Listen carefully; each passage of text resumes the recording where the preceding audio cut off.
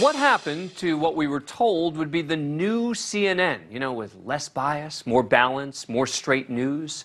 One would think two major opinions on guns and abortion could have afforded the network an opportunity to flex its bipartisan muscle, discussing the legal nuances or maybe at least just giving lip service to balance. But alas, it seems the new CNN isn't much different from the old CNN. For example, I explained on this show why the impact of the gun case, New York Rifle and Pistol versus Bruin, was quite limited, that it wouldn't have any impact in the vast majority of states, and in the just 6 states specifically impacted, it would still allow them to have objective requirements for concealed carry permits and still allow them to outlaw weapons in what are called sensitive places. Yes, there'll be more permits granted. And I'm not defending the ruling, I'm just offering a straightforward explanation of the impact. But that is, of course, not what you heard on CNN. Yeah, this was not a conservative decision. This was an extremist decision. I can't emphasize enough how disastrous this Supreme Court decision is.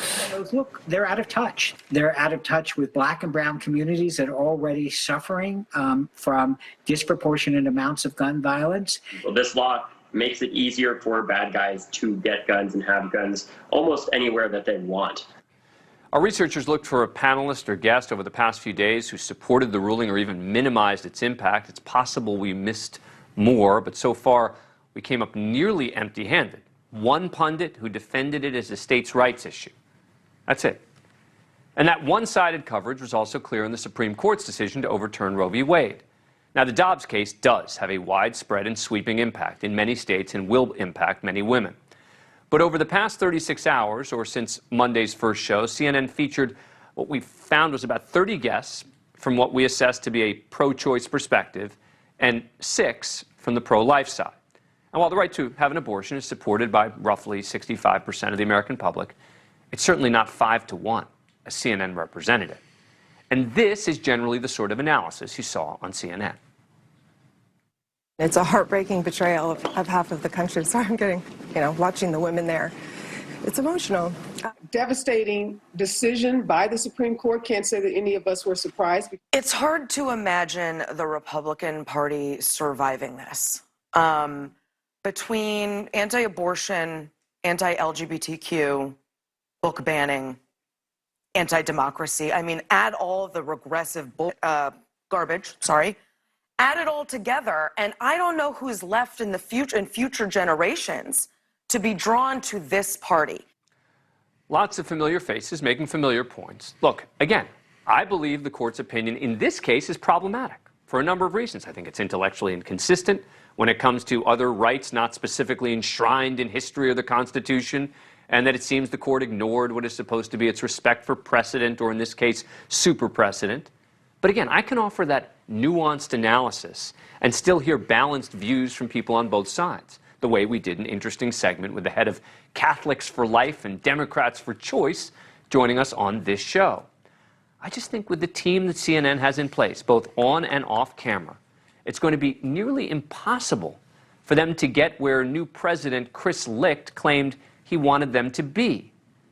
He said recently, at a time where the extremes are dominating cable news, we will seek to go a different way. We intend to challenge the traditional philosophy of cable news, delivering programming and commentary that questions the status quo, shatters groupthink, holds our leaders on both sides of the aisle accountable to the facts, and fights fearlessly to get to the truth. Well, these court rulings would have been a terrific opportunity to do just that.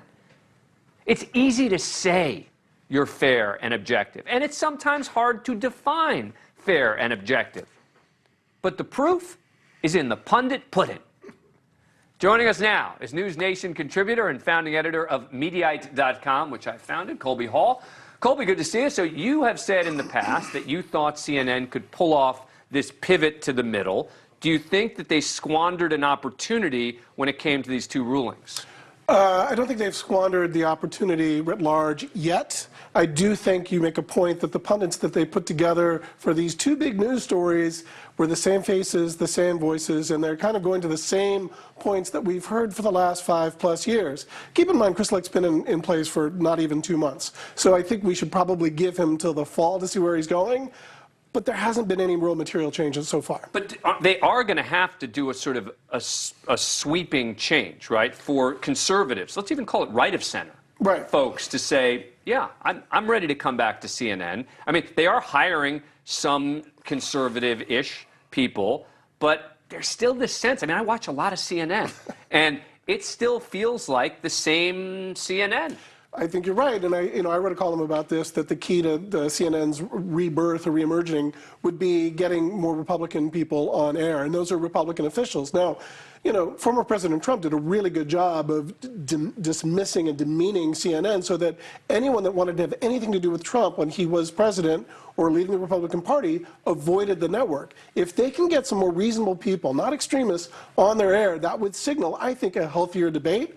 Will that draw viewers? But you'd also get pushback internally, right? Oh, you get former Trump administration officials coming on CNN and the CNN employees. How could we do this? Well, I think how can we have that person on our air? I think that's the real challenge that we're going to see with Chris Licht, is that the internal employees who no longer, that argument won't stand anymore, because they really, I think they're going to try to make it more moderate.